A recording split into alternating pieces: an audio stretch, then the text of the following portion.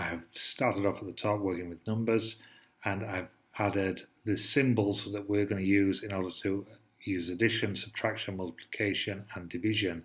As you can see, the first two are straightforward. It's a simple plus sign and a minus sign, but when we get to multiplication, we have a star rather than a cross or an X. And we have a forward slash for the division, which we can find that using the shift key and the 7 on the computer, on the Apple Mac. And on this one, the star key is above the plus sign, so shift and plus will give us the star. So if I run this code,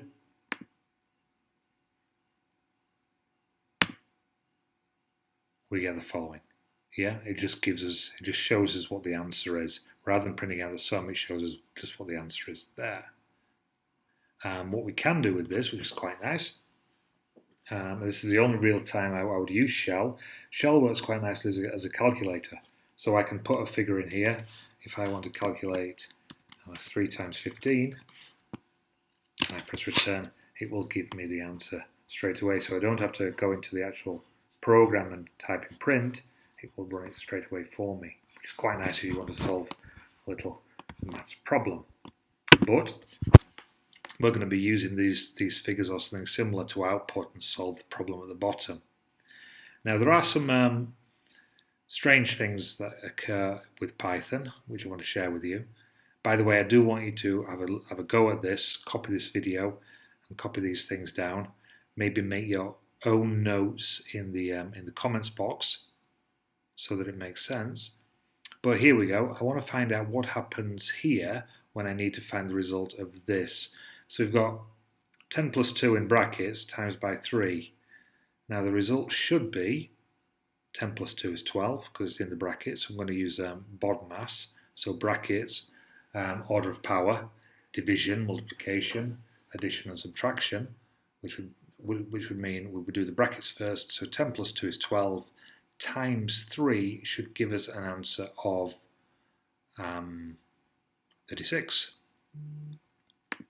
Now if I just type this in like so, exactly the same as that, and I run it,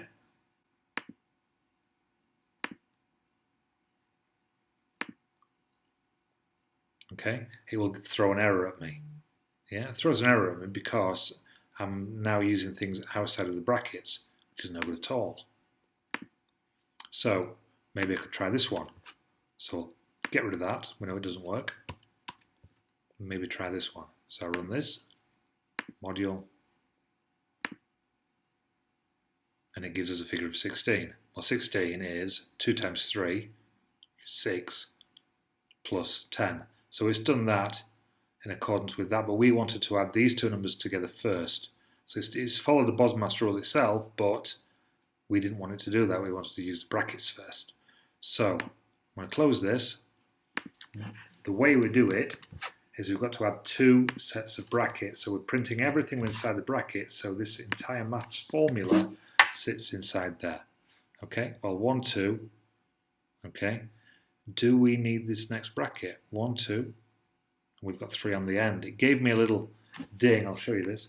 Yeah, every time I do something wrong it gives me a little ding, so let's take this out.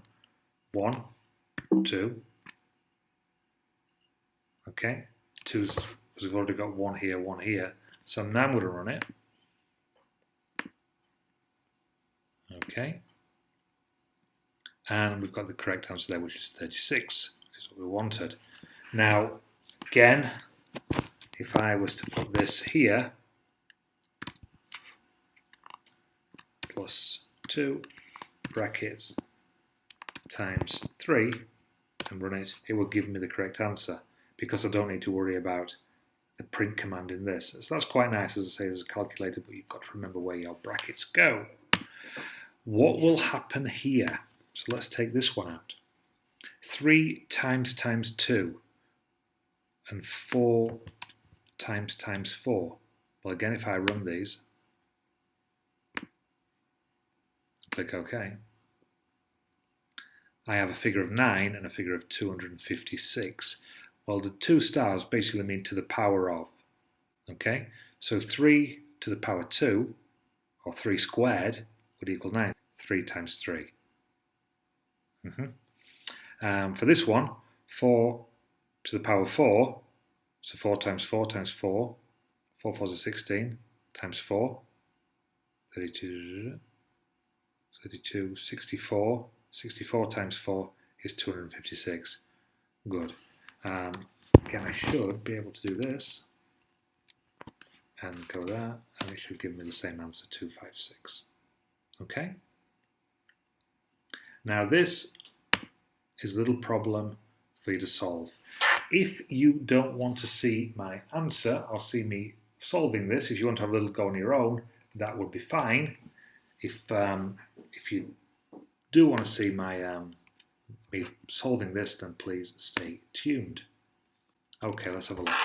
Calculate the total distance to travel based on a journey with 3 stops. So a person is driving along, traveling along, and they're going to make 3 stops. Okay?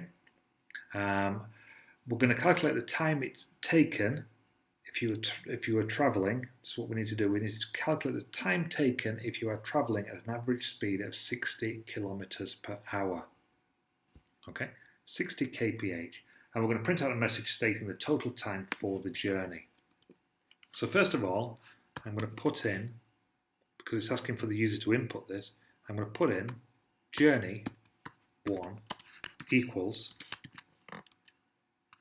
and it's an integer, so int input, okay, brackets again, and a little message to the user, enter the distance to the first stop. Okay, space in there. And we'll close the brackets. Remember there's 2 because it's an int, so we'll do that. So I'm going to copy that down twice. So journey 1, journey 2, and journey 3. And we'll just change this to the message second and the last stop. Okay, so the first stop, the second stop, and the last stop. Yeah, so the user's going to enter 3 numbers. Okay, calculate the total distance. So we need a total distance. So underneath, I'm just going to put total distance as a variable equals, we'll take this, journey 1 plus journey 2 plus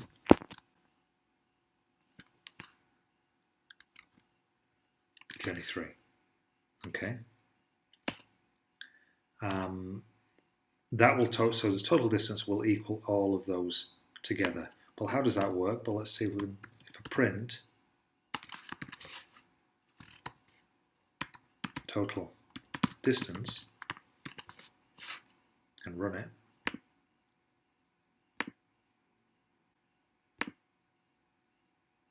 Gives me the numbers. First stop, let's say 100. Second stop, 200. Third stop, 300. Total distance is all those 3 added together, 600. Great. Okay. Do we need to print that? No, we don't. What we do need to know, so I'm going to take that out. We said that the kilometers per hour, so I'll put that in, kilometers per hour equals a number of, or the number 60. Okay, then what do we need to do?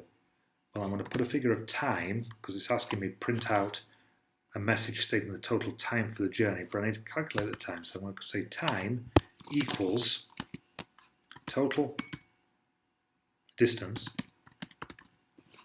divided by kilometers per hour. Okay, and we can print this.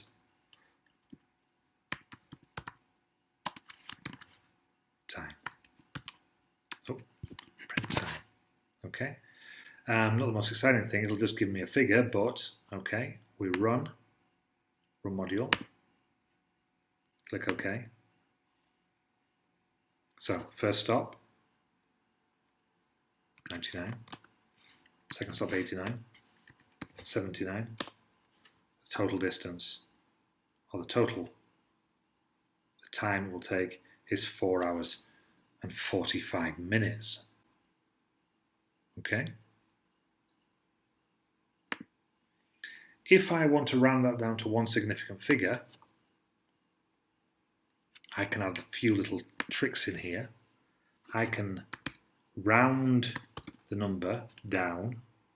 I need to add another bracket. And I'm going to round it down to 2 numbers. Okay, so if I do that, and I go again, run module.